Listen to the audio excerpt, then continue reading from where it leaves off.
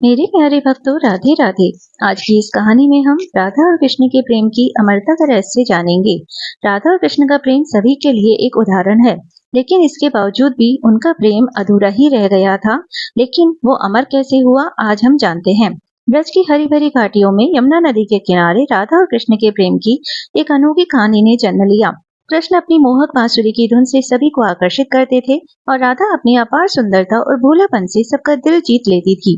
दोनों का प्रेम नदी की धारा की तरह पवित्र और निर्बाध था, जिसे हर कोई देखता तो था लेकिन समझ नहीं पाता था। एक दिन गोकुल में एक अजीब घटना घटी। कृष्ण ने अपने सारे मित्रों को बताया कि वह राधा से मिलने जंगल के एक गुप्त स्थान पर जा रहे हैं। उन्होंने अपने दोस्तों से यह बात किसी को न बताने का वादा लिया। सभी ग्वालबाल उत्सुकता से उस स्थान की ओर बढ़े जहाँ कृष्ण और राधा की मुलाकात होने वाली थी, परंतु वे किसी भी कीमत पर उस मुलाकात के गवाह नहीं बन सके। राधा कृष्ण का इंतजार करती हुई उनके आने के संकेत को समझने की कोशिश कर रही थी। कृष्ण राधा के पास पहुंचे और बोले, राधा, क्या तुमने कभी सोचा है कि हमारे प्रेम की वास्तविकता क्या है? राधा, जो कृष्ण के हर शब्द में खोई रहती थी, मुस्कुराते हुए बोली, प्रेम की वास्तविकता हमारे दिलों में है कृष्ण। कृष्ण मुस्कुराए और बोले, आज मैं तुम्हें एक रहस्य बताना चाहता हूँ। हमारे प्रेम की एक ऐसी परीक्षा है जो केवल हम दोनों ही पास कर सकते हैं। राधा ने जिज्ञासा से पूछा, क्या वह परीक्षा है कृष्ण? कृष्ण ने धीरे से कहा, हमारे प्रेम की परीक्षा इस बात में है कि क्या हम अपने प्रेम को स्वयं से बड़ा मान सकते हैं? क्या हम अपने प्रेम को दूसरों की भलाई के लिए त्याग कर सकते हैं? राधा को कृष्ण का प्रश्न गहरा लगा। उन्होंने अपनी आंखें बंद कर ली और मन ही मन सोचा, क्या मैं सचमुच इस प्रेम को छोड़ सकती हूँ यदि ये दूसरों के लिए हितकारी हो?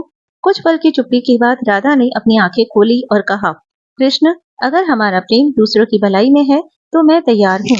कृष्ण ने राधा की आंखों में झांकते हुए कहा, यह हमारा आखिरी मिलन होगा राधा।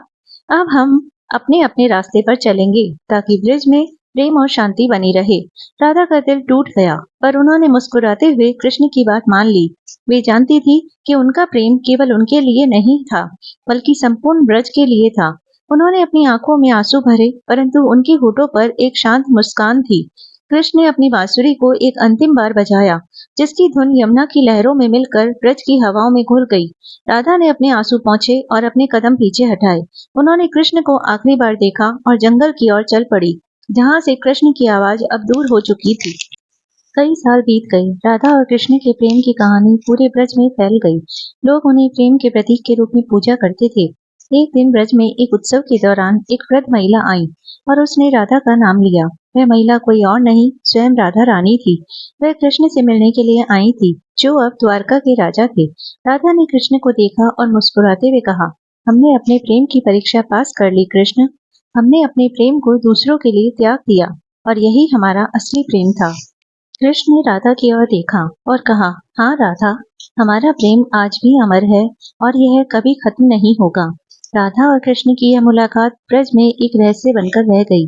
कोई नहीं जानता था कि वे दोनों वास्तव में फिर कभी मिले या नहीं, परंतु उनके प्रेम की कहानी सदियों तक दिलों को छूती रही, जैसे कि वह आज भी जीवित हो। इस प्रकार राधा और कृष्ण का प्रेम एक अनंत रहस्य बनकर रह गया, जो हर किसी को प्रेम की सच्ची परिभाषा सिखाता है, त्याग, समर्पण और अमरता।